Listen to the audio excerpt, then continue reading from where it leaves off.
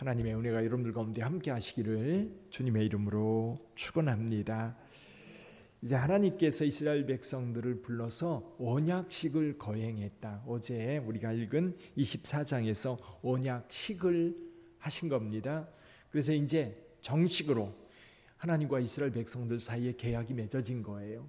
하나님께서는 이미 이스라엘 백성들에게 은혜를 베푸셨고 이제 이스라엘 백성들은 지켜야 할 것이 있죠. 그게 뭐냐면 하나님의 말씀과 율례들입니다. 하나님의 말씀들을 잘 순종하고 따르면 하나님의 백성으로서 제사장 나라가 될 겁니다. 그리고 하나님께서 이미 이스라엘 백성들과 함께 하셨던 것처럼 이스라엘 백성들이 하나님의 백성으로 살아갈 때 계속해서 그들을 보호하고 지키고 인도해 주실 거예요. 이런 언약식을 마치고 나서 다시 모세를 하나님께서 시내산으로 불러 이제 성소를 지을 것에 대해서 자세하게 말씀하십니다. 자, 하나님을 만나려면요, 만남의 조건이 몇 가지가 있어요. 만나려면 한번 여러분들도 누군가를 만난다고 생각해 보세요. 만날 때 요즘 어디서 만나지요? 대개 커피숍에서 만납니다. 그렇죠? 대개 커피숍에서, 커피숍도 그냥 아무 데서나가 아니라 거기 커피 맛이 좋다더라, 거기 분위기가 좋다더라, 좋은 곳을 찾아갑니다. 그러니까 만남에 있어서 첫 번째 조건이 뭐냐면 공간이에요. 공간. 장소가 필요합니다. 두 번째는요, 시간이 필요해요. 우리는 시간 약속하잖아요. 몇 시에 만나자. 옛날에 저희 학교 다닐 때는 이제 수업이 끝나고 친구들한테 그룹 과제를 하려면 거기서 이제 약속을 해야 돼요. 야, 몇 날 몇 시에 모여. 그때까지 다 준비해 와. 그러고 이제 헤어지는데 요즘 아이들은요, 그런 약속 전혀 하지 않는데요. 이유가 뭔가 했더니 다 카톡으로 그냥 갑자기 야, 언제 오자. 그럼 안 돼. 그때 이제 다 핸드폰으로 조정해 가지고 만나더라고요. 시간이 필요합니다. 또 한 가지가 있어요. 사람이 필요합니다. 사람이란 다른 게 아니에요. 중재자예요. 중재자. 하나님께서 계시고 사람이 하나님과 만나려면 반드시 중재자가 필요한 거예요. 이 중재자가 누구냐면 제사장입니다. 제사장은 하나님께서 아론과 그의 후손들을 세워서 제사장으로 세우셨고 그 제사장을 통해서 하나님께 나갈 수 있었어요. 그리고 하나님의 말씀은 이미 주어진 말씀이 있고 또 다른 말씀이 주어지려면 선지자를 불러서 그들을 통해서 하나님의 말씀을 전했던 겁니다. 또 하나님을 대신하는 직분이 있죠. 왕입니다.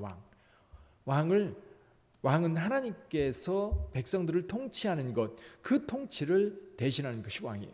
그래서 하나님을 만나려면 이제 장소가 있고 시간이 있고 중재자, 제사장이 필요합니다. 근데 여기 이제 방법이 있죠. 그건 제사법. 이제 번제냐, 화목제냐, 속건제냐 뭐 이런 제사법들을 통해서 하나님 앞에 나갑니다. 자, 오늘 공간에 대한 이야기를 먼저 하고 있어요. 공간. 자, 공간을 만들려면 장소를 만들어야 돼요. 그냥 아무 데서나 만나는 게 아니라 이제는 규정된 장소를 만들어서 그곳에서 하나님을 만나야 됩니다. 그러다 보니까 이 성막이라고 하는 공간을 만들게 됐고 그 성막이라는 공간을 만들려면 제일 먼저 필요한 게 뭐죠? 재료들이 필요해요. 어떻게 만들 거예요? 물질이 필요한 거예요. 그래서 여기 필요한 물질들 가져오라고 백성들에게 명령하라는 겁니다. 근데 필요한 게 뭐냐면 금, 은, 놋, 그리고 조각목, 그리고 실들, 청색, 자색, 홍색, 가늘게 꼰 배실, 그리고 나서 염소털, 그리고 가죽들. 어떤 가죽이에요? 물들인 수양의 가죽, 해달의 가죽, 그런 것들. 그리고 이제 등유와 관유를 만들 수 있는 향재료, 기름 재료들, 이런 것들을 가져와야 되는 거예요. 그래서 이 예물에 대한 조건이 몇 가지가 있어요. 첫째는요, 하나님 앞에 기쁨으로 드려야 됩니다. 그래서 하나님께서 말씀하셔요. 기쁜 마음으로 내는 자가 바치는 모든 것을 너희는 받을지니라. 기쁜 마음으로 바쳐야 됩니다.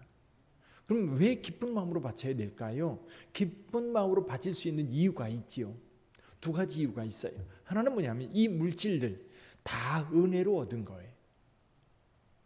우리가 하나님 앞에 예물을 드릴 때 11조를 드린다고 생각해 보세요. 11조 분명히 내가 일할 수 있는 일터가 있고 거기서 열심히 일할 때에 수입이 있기 때문에 그 중에 드리는 거예요. 없는 거를 만들어 드리라고 하나님은 절대로 그러지 않으세요. 먼저 주세요.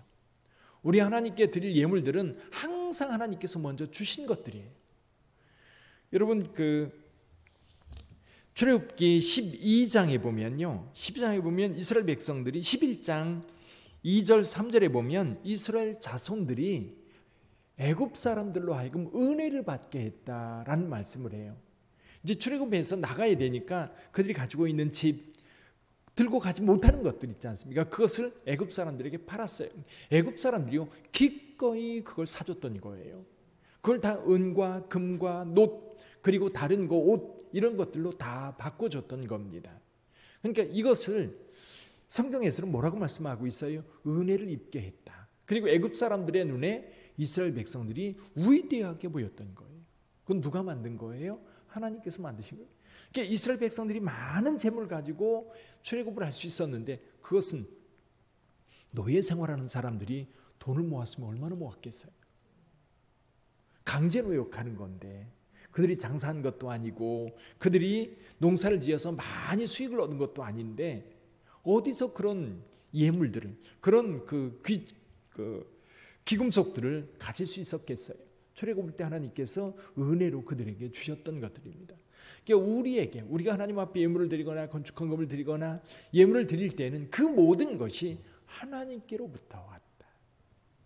하나님께로부터 온 것을 드리는 거예요. 또 한 가지는 뭐냐면 하나님께서 우리에게 베풀어 주신 은혜입니다. 은혜. 애굽의 노예 생활하던 그들을 하나님께서 건져 주셨어요. 광야에서 인도해 주셨어요. 그것대로 앞으로도 계속 그렇게 할 거예요. 그래서 이스라엘 백성들이 예물을 바치려 할 때에 정말 기쁨으로 가져왔어요. 나중에는요 일을 못할 정도로 많이 가져와서 그만 가져오라고 선언했어요. 이제 이 말씀을 읽으면서 그런 생각이 드는 거예요. 주님의 몸된 교회 건축을 하는데도 하나님이 백성들이 너무 많이 가져와서 우리 성도들이 너무 많이 헌금을 해서 더 이상 가져오지 않아도 될 정도로 하나님이 성도들의 마음을 감동시켰으면 좋겠어요. 어쨌거나 이스라엘 백성들에게 하나님께서 예물을 바치려 할 때 기쁜 마음으로 가져왔고 이것이 성막을 건축하는데 충분했어요. 그럼 여러분 성막을 건축할 때 그 돈이 얼마나 들었을까요? 이제 대충 이렇게 계산을 해보면 금만 한 1톤 정도 들었다고 그래요. 금만 한 1톤 정도. 그 정도면 계산하면 얼마나 될까요? 그렇죠? 요즘에 금 한 돈이 한 25만 원에서 30만 원 살려고 하면 한 30만 원 정도 한다고 그러더라고요. 한 돈에 3.75g 한 4g에 30만 원이에요. 1톤이면 계산해 보면요 정말 천문학적인 숫자입니다.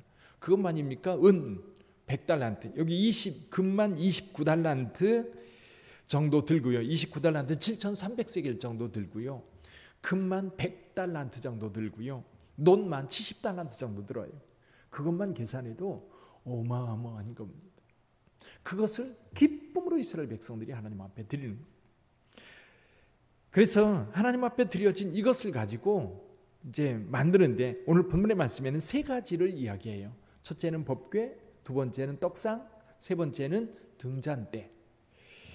그래서 여기 그 법궤 얘기만 간단하게 함께 나누죠. 법궤를 짤 때 궤입니다. 궤는 크지도 않아요. 요 강대상 넓이는 요 정도 되는 거예요. 의외로 작습니다. 근데 나무는 조각목, 이 조각목은 이 사막이에요. 그 유대 지역 광야에 가면 이렇게 그 벌판에 나무 하나씩 서 있는 게 있어요. 이 조각목입니다. 가시나무, 아카시나무 비슷한 건데 그 조각목을 우리가 봤던 데가 있지. 어디냐면 그 엔게디 동굴 들어갈 때, 저 엔게디 광야에 그 다윗의 폭포 올라갈 때 그 주변에 이 조각목들이 많이 있었어요. 가시가 있고 그런 나무들인데 이 나무를 가지고 궤를 짜는데 다 나무로 짜고 그것을 안팎으로 나무가 전혀 보이지 않도록 완전하게 쌉니다. 완전하게 쌌고 이걸 이동을 위해서 내 귀퉁이에 고리를 매가지고 긴 막대기도 완전히 금으로 싸가지고 꿰어 놓습니다.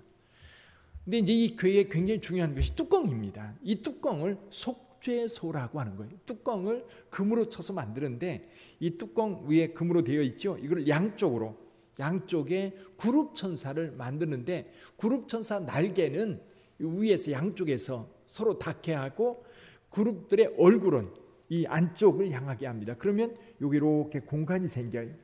이 공간을 시은소라고도 하고요. 오늘 본문의 말씀에서는 속죄소라고 말씀하고 있어요. 이 공간입니다. 금으로 쳐서 궤 뚜껑과 그리고 양쪽에 그룹천사 날개를 이렇게 대서 얼굴은 이 바닥을 향하고 있고요. 그렇게 공간이 형성된 이 공간이 이스라엘 백성들과 하나님이 만나는 곳입니다. 시은소, 은혜의 보좌. 이 히브리서에서 은혜의 보좌 앞에 담대히 나갈지니라 할 때 은혜의 보좌가 바로 거기에. 거기서 하나님을 만나는 겁니다. 그럼 하나님의 임재의 가장 핵심적인 장소인 거예요. 근데 이 법궤는 어디에 두어요? 지성소에 두고요. 지성소 안쪽은 깜깜한데 그 안에 이 법궤를 놔둡니다. 법궤 안에는 제일 먼저 뭐가 들어가요?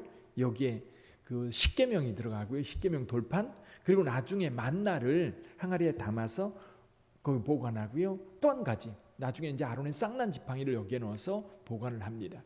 그러니까 하나님께서 그들과 함께 하신다고 하는 것을 분명하게 보여주는 것이 이 법궤예요.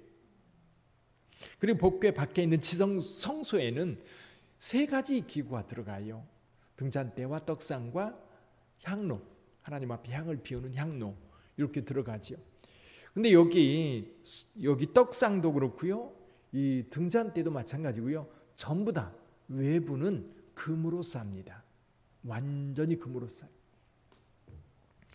그래서 여러분 성소, 지성소나 성소하는 이제 금속이나 다른 물질들은 전부 다 금으로 싸고 천에는 그룹 천사를 수놓아서 그 안쪽이 하나님이 계신 성소라고 하는 것을 나타내고 있어요. 하나님이 계신 것. 이게 보세요. 하나님의 임재가 어디에 있는가? 속죄소에 계시고요. 그 안이 지성소고요, 성소고요. 그리고 성막이라고 하는 그 공간 안에 그것들이 있어요. 성막과 이스라엘 백성 하나님께서 함께 하시고 또 이 전 세계 이제 지구적으로 보면 그것이 이제 이스라엘이라고 하는 그 나라에 그곳에 하나님께서 임재해 계시고 그 임재가 이 지구 그리고 이 우주에 계신 그 하나님께서 그 집중해서 그곳에 머물러 계신다. 그리고 하나님을 만날 수 있는 공간이 바로 거기라고 하는 것을 명확하게 말씀해 주고 있어요. 지금은 그럼 이 공간의 문제가 해소가 됐어요. 만약에 공간의 문제가 여전히 이스라엘에 있는 한 장소라고 한다면 하나님을 예배하는 것은 쉽지 않을 것. 근데 예수 그리스도께서 이 땅에 오신 이후에 우리에게 성령을 부어주셨고 성령이 거하시는 곳이 바로 성전이 됩니다. 성령이 거하시는 곳이 어디예요? 우리 안이잖아요. 우리 안에. 그래서 고린도전서 3장에서 사도 바울이 말합니다. 너희가 성령의 전인 줄 알지 못하느냐. 성전이 우리 안에 성령님이 거하시면서 우리가 있는 그곳에서 우리는 하나님을 예배할 수 있다. 근데 오늘날 중요한 게 뭐예요? 그 하나하나의 성전된 분들이 함께 모여서 하나님을 예배하고 하나님을 찬송하고 그곳에 하나님의 영이 강력하게 임재하겠다고 그리고 예수 그리스도께서 그곳에 함께 하겠다고 약속하셨어요. 그 모이는 곳, 그곳이 바로 교회죠. 교회는 또 역으로 물질로 만들어지는 곳이에요. 거기에 또 하나님의 헌신, 하나님을 향한 성도들의 헌신이 필요한 곳이기도 하고요. 사랑하는 성도 여러분, 이스라엘 백성들에게 하나님의 임재의 장소로 성막을 만들게 하셨는데 그 성막을 통해서 하나님의 영광이 늘 그곳에 머물러 있었던 겁니다. 이제 우리는 우리 안에 계신 성령님 그리고 우리 성도들이 모이는 교회, 그곳이 바로 거룩한 곳으로 구별되어 있어 함께 예배하고 함께 찬송하고 함께 하나님 앞에 기도하는 곳, 그것을 우리가 귀중히 여기고 또 아름답게 만들어야 될 줄 믿습니다. 오늘 하루도 주의 성령 안에서 성전으로 아름답게 살아가는 저와 여러분들이 되기를 바랍니다. 기도하겠습니다.